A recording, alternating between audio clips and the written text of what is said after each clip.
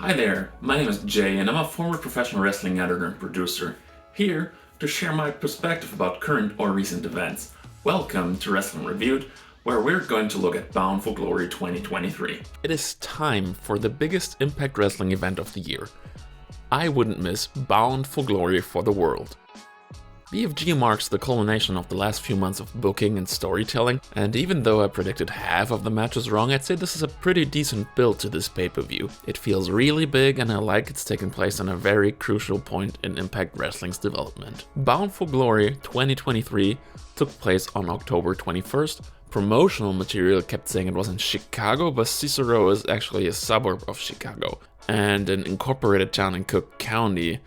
Some sources cite that 2,500 people were in attendance, but there are no official numbers, so it's very hard to verify this claim. The arena was packed and sold out though, and it seemed like a decent number. Honestly, I was baffled by Chris Sabin's X Division run. He lost the title in a pretty weird fashion to Leo Rush, who only held the title for a cup of coffee, only for Sabin to win it back at the 1000th episode of Impact, making Sabin a 10-time champion. I would have predicted for the storyline to last longer and Sabin maybe to recapture the belt at Bound for Glory, but the announcement for facing Kenta came out of nowhere, and while this has the potential to be a great match, the build to this one is pretty cold and thus it might be the least exciting match on the card. Also, is it just me or couldn't poor Kenta never catch a break in the States? He's been everywhere but never really got the chance he deserved. I hope he's being happy in Japan where he's being treated with respect. The crowd is really hot for the match as a 2-lock-up. Kenta by default assumes the role of the heel as he turns a handshake into a cheap shot. They fight back and forth, but Kenta rakes the eyes and gets the upper hand. And Sabin goes to the outside incredibly quickly in an amazing sequence, throws Kenta on the apron and hits a cannonball dive to the outside. Sabin's speed at this time of his career always amazes me. Sabin hits a crossbody back into the ring for a 2 count. He tries to follow this flurry up with something else, but Kenta rolls to the outside to dodge whatever attack is coming. Sabin misses a dive to the outside, and Kenta shoves Sabin's spine first into the apron and guardrail to turn things around for him. Back in the ring, Kenta hits a neckbreaker and goes for 4 covers in a row. I really like this, as it shows the audience that Kenta is really trying hard for Sabin to spend his energy. He follows this up with a chin lock, but we don't stay there for long. Sabin hits a jawbreaker, but Kenta is right back into the rest hold. Eventually, Sabin fights out of this one too by striking Kenta. He then hits a leg lariat as both men go down. Sabin hits a missile dropkick and fires himself up, connects with a corner kick, and follows it up with a picture-perfect tornado DDT for a close 2 count. Sabin goes for the cradle shock, but Kenta goes for the eyes again. He drops Sabin on top of the rope and hits a flying clothesline for 2. Sabin tries to fight out of a DDT, but it doesn't work. Kenta charges into the corner and hits a gnarly looking corner dropkick. Back to the top rope, he misses a foot stomp, and Sabin uses the opportunity to hit a kick to Kenta's face as both men are down once more. Another cradle shock attempt is blocked. Kenta rolls up Sabin and uses the ropes, but the ref catches him. Kenta hits another DDT and is then able to hit the top rope foot stomp for a really close 2 count. Kenta teases the GTS, but Sabin fights out of it and hits a super kick to gain the upper hand. He hits a missile dropkick to the back of the head, a clothesline, and then the cradle shock for the surprisingly decisive victory and title defense. I really enjoyed this one as an opening contest. Even though they didn't have a storyline going into this show other than, the match just being announced on Impact, they instantly created a heel and face dynamic, which made the match more exciting to watch and follow and, kind of cheer for your favorite, in this case, the face. They really worked well together in a competitive, high-speed matchup that played to the favor of the hyped crowd. I can't think of anything negative to say, as I also think this was the perfect length for an opening contest. I'm not surprised by the outcome of the match, but I have to say I'm still surprised by how cleanly Sabin beat Kenta in the finishing sequence. It puts over Sabin strongly, and it doesn't hurt Kenta too much as he won't likely come back to Impact anytime soon. Still, this was very fun, this was a great choice to open the show, this one gets an A grade. Next up, we got one of my favorite gimmick matches, the Monsters Ball. And I really do love that they're still hyping up the corny, no water, no light or food gimmicks before the match, as if that would do anything to make the match better. If anything, it would make all of them more exhausted and make for a really quick match. Everyone involved in this matchup has history with someone else, and they all have been involved in some sort of storyline with each other over the past 12 months, and I just cannot wait for that to be over. Maclin attacks Rhino during his entrance, Moose joins in and powerbombs Maclin on the apron. Eventually, PCO joins the match too, and it's not too long until PCO takes a gnarly looking bump onto a ladder that's set up on the ring apron. Rhino lays the others out with a steel chair, Maclin decks him and Moose with a trash can. Moose hits a pump kick but gets dumped into the corner with a scary looking move as he was just inches away from getting thrown onto his neck. Maclin drops PCO on the ladder again and smacks him with a steel chair. PCO then ducks a chair shot and chokeslams Maclin, and then goes for a cannonball dive to the outside. He goes on to hit a top rope lung blower on Maclin, goes to the top and hits a diving leg drop. He drapes Maclin on the apron and hits a nasty looking dive from the top. Back in the ring, Moose lays out PCO and hits multiple Uranagis because PCO keeps getting up. Eventually, he just dumps him to the outside and drops him onto cinder blocks covered in thumbtacks. The way the tacks are sticking out of PCO's head look way more disgusting than the bump on the cinder probably was. Maclin catches Moose in the ring and charges into the corner. Rhino comes back and goes after him, but then gets distracted by some tables covered in barbed wire that he sets up on the outside. He misses Maclin, who smashes Rhino's leg with a chair, taking the War Machine out of the match. As Maclin is climbing the top rope, Bully Ray suddenly runs out, gently pushing Maclin through the barbed wire table, and Maclin screams in pain because I think his lower back landed on the leg of the table. I sure do hope he's alright. Back in the ring, PCO hits a DDT on Moose, and then Rhino tries to hit a gore on Moose, who blocks it with a chair. PCO hits a senton bomb on both of them for the victory. Usually, I enjoy a house fight and I'm all for the Monsters Ball stipulation. In this case, I thought this was a bit undercooked and it didn't flow all that well. There were some nasty, brutal and gross spots in there, but they all felt like they didn't have any urgency, rhyme or reason or any sort of structure behind them. There was a lot of plunder involved and a lot of spots that could have ended badly, but at least they got the crowd involved and they didn't fuck up anything really. So it was cleanly worked. It was exciting for the crowd at hand, and I'm not trying to be overly critical, and it was over quickly as well. So I'm giving this one a pass, and it's getting a B- grade.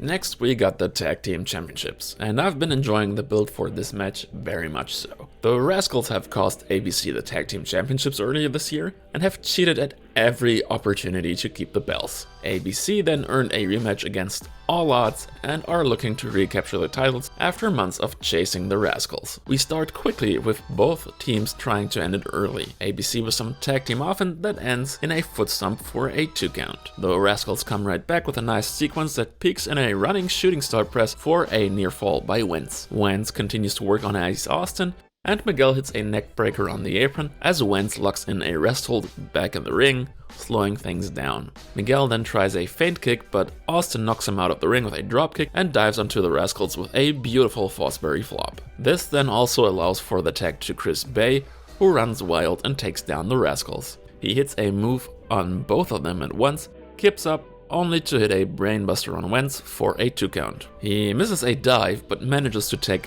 Ace Austin, and both of them hit a team maneuver for another near fall. They miss their finish though, and the Rascalz start fighting back with a super kick, tag team Meteora, and Tope by Wentz to the outside. This only results in a 2 count, and Miguel loses his temper about it. The Rascalz go for another double team, but Bay cuts them off. Everyone suddenly starts hitting dives, eventually ending in Bay breaking up a cover. Wentz grabs the spray paint, but accidentally hits Miguel with it. ABC take both of them out with kicks and hit their double team finish for the victory and title change as the crowd goes mental. All things considered, this was a really straightforward and basic match. Seeing the involved teams, you may have expected more from them and you may have been disappointed, but I really gotta say it worked in the favor of the teams here. The storyline reached its logical conclusion, and at the end you had the right winners, sending the crowd into a happy finish here. They may have been told to keep it down a notch because of the match that's following this one. Still, a very enjoyable matchup with the right winners, the right structure, and proving that less can be more sometimes. This one gets a B+. This match may very well be the reason why the previous one was a bit tame compared to what was expected. Bayley vs Ospreay was slated for a show earlier this year, but had to be cancelled due to a variety of reasons. Be that as it may, this is a highly anticipated bout, but sadly not with much build to it, except for both men claiming to be the best wrestler in the world. Calling this may be hard, but I'll try my best to give you a broad overview. Crowd chants holy shit before they even lock up. They do a quick exchange, but Bailey gets dropped to the outside. He hits multiple kicks and hits a triangle moonsault to the outside. They're already going at 100 miles an hour and the crowd is going nuts. Ospreay drops Bailey on the top rope. It's a kick and a really speedy crossbody to the outside. Back in the ring, Ospreay hits a backbreaker, but Bailey tries to fight back. So Ospreay locks an abdominal stretch, but Bailey hip tosses him out of it. Still, Will Ospreay gains control with a chin lock and chop. Bailey fires back with a nasty kick to Ospreay, but gets dropped from the top rope to the outside. Ospreay tries for a dive, but Bailey avoids him and changes into a moonsault attack in mid-air in an amazing sequence. Bailey follows this up with a missile dropkick and a bunch of hard-hitting kicks. The sequence ends with a running shooting star press for a 2 count. Bailey tries to go for the kill, but Ospreay avoids the kicks. A fake kick by Bailey allows him to crack Ospreay in the head. Bailey then hits a top rope Hurricane Rhino. Ospreay then avoids some more kicks and hits a spectacular one of his own as both men go down after a jumping kick by Will Ospreay. He then channels his inner AJ Styles with a flying forearm for a 2 count and charges into the corner with a big kick that sets up Bailey in the corner to kick him in the face. He then tries for a powerbomb, but Bailey evades him. He turns a springboard by Ospreay into a backslide for a 2 count and starts to hit a lot of kicks that he follows up with a poison Rana. Yikes. Ospreay rolls onto the apron to avoid being pinned, but gets dropped by Bailey. Ospreay shoves Bailey into the ring post and hits a jumping cutter on the apron. Back in the ring, Ospreay hits a springboard leg drop and another jumping cutter for a close 2 count. He then goes for the hidden blade, but Bailey just collapses in the ring. This causes Ospreay to get cocky and taunt Bailey instead of going for the win. And so Bailey eventually fires up and starts hitting back, as they exchange strangers until both hit a super kick and stereo strikes. Out of nowhere, Ospreay hits the hidden blade, but is too exhausted to go for a pin, so both men stay down for a while. After this, Ospreay kicks Bailey in the head, but Bailey counters another cutter with a lung blower. Bailey uses this opportunity to hit his ultimate weapon finisher, but Ospreay kicks out at the last possible second. The crowd is now pretty split between both men. Bailey goes for a kick, but Ospreay hits another elbow strike, but his powerbomb attempt gets turned into a Hurricane Rana, and Bailey hits a moonsault knee drop. He sets Ospreay up on the turnbuckle and hits a moonsault fisherman's drops for another really close 2 count. He then hits the tornado kick and goes for the flamingo driver, which Ospreay turns into the Styles Clash for another close fall. Ospreay drops Bailey on his neck, but Bailey kicks out with authority. Ospreay then hits the hidden blade again, and for good measure the Stormbreaker for the victory. I don't know what to say other than this was a really excellent matchup. I am disappointed that there wasn't really a story going into this match, but they made up by the sheer intensity and speed that they worked at here. It was a masterclass of modern professional wrestling, and you know, it served its purpose. Both gave it their all, and especially Bailey came out of it looking like a star, and that in turn elevated Ospreay to be even more of a star than he already is. They complemented each other really well and made for a really exciting 20-minute professional wrestling matchup. There's nothing more to add here, so I'm just giving this one an A grade. Essentially, this is Impact Wrestling's version of a Royal Rumble match, but a notable difference is that this match includes all genders and titles and turns into a singles match for the final 2 competitors. The winner is able to choose a title match of their preference. We start out with Eddie Edwards and Jake Something. Edwards' attacks don't seem to have an effect on Something, who just runs through Eddie. Something overpowers Edwards with a nice body slam, and our next entrance is Kenny King, who goes straight after Something. Edwards and King team up to take Jake Something down and then hug. Our next entrance is already a surprise. Juventud Guerrera. Excellent. I haven't seen the Lucha Libre legend in a couple of years. Juvi takes down everyone and hits a move on King and Edwards at the same time. Juvi even takes down Shell and Jean, but eats a spinebuster by Kenny King. Next up is Johnny Swinger, who had some issues with Kenny King earlier this year. King takes down Swinger, but Juvi uses the distraction to hit some head scissors on King to eventually eliminate him. Swinger and Hoovy hug as Crazy Steve suddenly enters the ring and attacks Hoovy and Swinger with his briefcase. As security runs out, Giselle Shaw enters the match. Shaw eliminates Swinger right away as Steve tries to attack him with a fork. Tommy Dreamer saves him, fortunately, before anything can get stabbed or gouged out. Our next entrance then is Jody Threat, who goes right after Shaw and hits a German suplex on her. She almost eliminates her, but Shaw's cronies save her. Out next is Colleen King, who attacks Jody right away, but King misses a charge attack, so Shaw hits it instead. Meanwhile, Hoovy gets eliminated by Edwards, much to the dismay of the crowd. We then get our next surprise entrant, Sonny Kiss, who is a house of fire with flipping kicks. Sonny press slams Giselle Shaw out of the ring as Bully Ray enters the match next. Things then take a weird turn as Sonny and Bully Ray start dancing, okay. And then we got another surprise, Matt Cardona, who walks right into a body slam from Bully. Sonny hits a diving headbutt to Cardona, and Bully calls for Sonny to get some tables, but King attacks Sonny Kiss. We then get Jordan Grace as our next competitor, and Grace goes right after Bully Ray. But before anything can happen, Edwards and King attack the both of them. It's already time for the next competitor, which is Eric Young.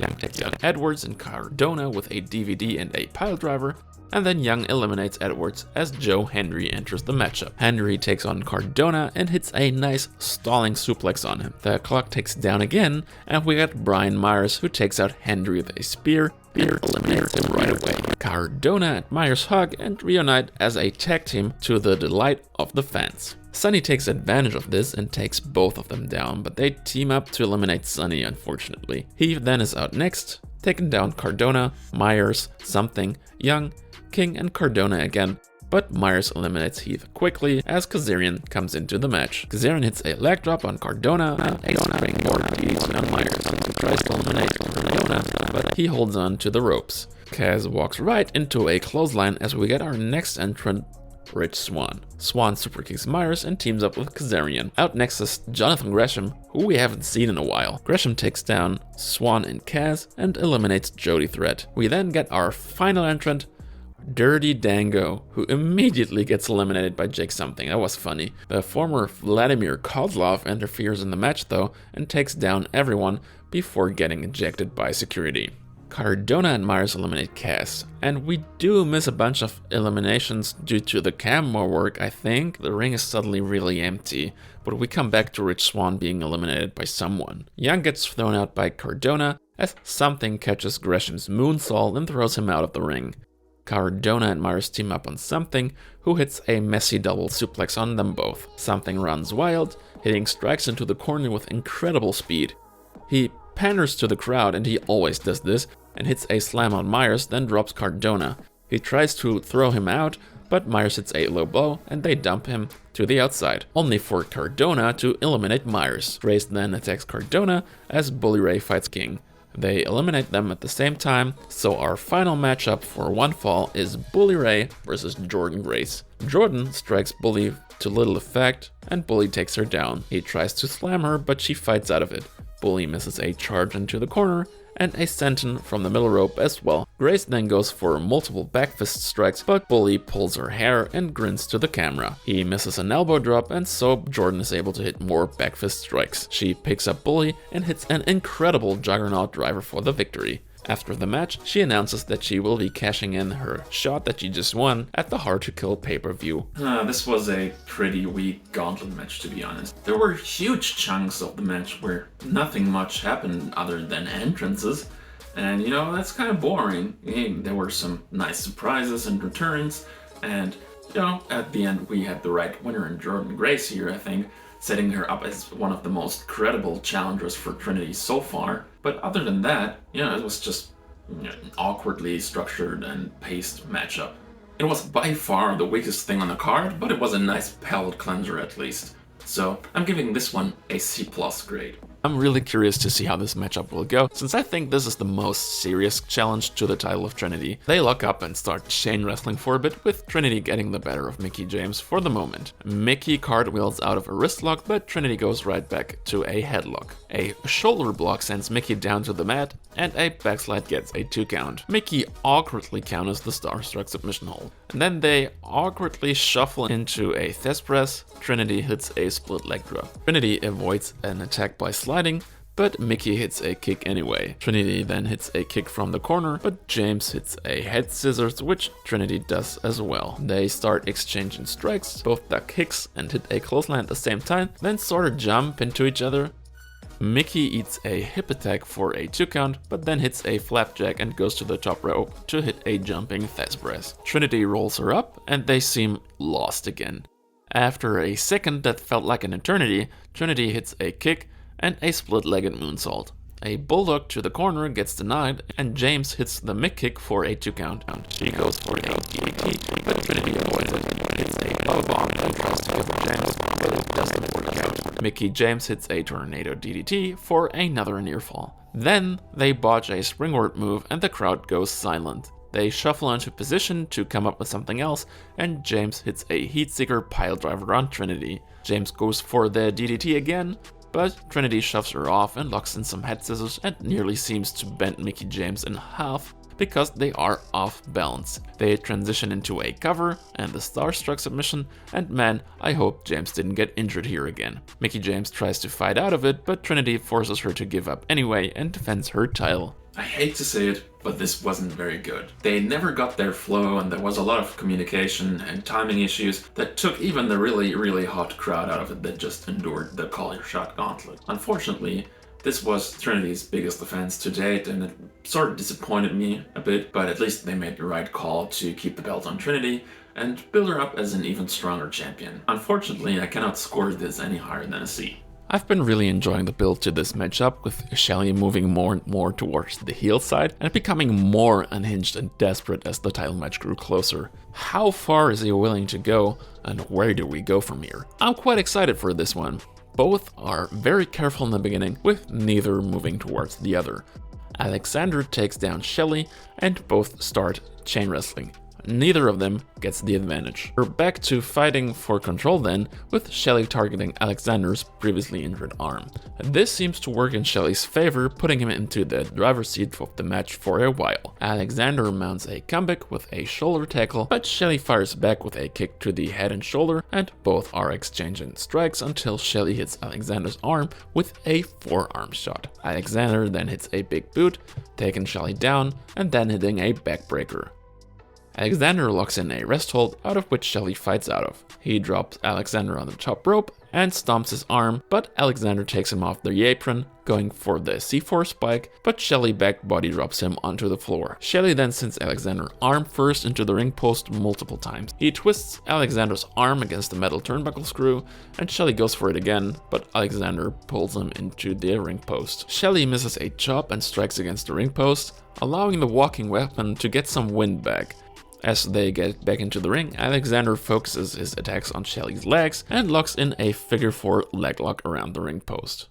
Shelley then rips the cover off of the ring post as Alexander hits a German suplex on him. Shelley fights out of further suplexes by attacking Alexander's arm and hitting an enziguri. Shelley hits a nice head scissor transition into the Border City stretch, but Shelley lets go of the hold, though he keeps holding on to Alexander's arm. Alexander tries to fight back with a forward roll, but Shelley counters out of it and hits a neckbreaker on Alexander. Shelley then goes for a straitjacket hold, leaning back into a backstabber. He takes aim, but Alexander catches his kicks and clubs Shelley with a brutal-looking clothesline. A nice overhead belly-to-belly by Alexander, but he misses a corner charge and Shelley drops him into the corner. Shelley with a German suplex on his own, followed by the sliced bread, but Alexander rolls through and hits a German suplex for a 2 count in an awesome sequence. On the outside, Shelley avoids an attack by Alexander and hits the shell shock on the outside, as well as the sliced bread on the floor. Back in the ring, Shelley hits a nice looking frog splash for a 2 count and transitions right into the Border City stretch again. Alexander rolls him up and locks in the ankle lock. but Shelley spins out of it, so Alexander has to get his leg into a knee bar. Shelley just smacks Alexander until he lets go of the hold, knocking his headgear off. Shelley then misses a kick, and Alexander hits some forearm strikes, being denied the C4 spike again. They trade counter after counter trying to hit their finishes, until eventually Shelley hits the shell shock but doesn't go for the cover. He hits a super kick and another shell shock for the decisive victory and title defense. To be really honest, I expected something more from this matchup. It's not to say that it was bad or anything like that, because it wasn't. It was an excellent matchup, but I just expected something very different. They started out quite slow, but they gradually built up the matchup, leading the story of the match to an exciting conclusion. In the end, I really was surprised by how clean it ended and that neither of them turned heel. I don't know where Shelley's character is supposed to go from here, and it feels kind of like a missed opportunity to build something bigger for next year's first pay-per-view. Still, I'm giving the main event of the biggest show of the year a B+ grade. And then, of course, the biggest news of the show.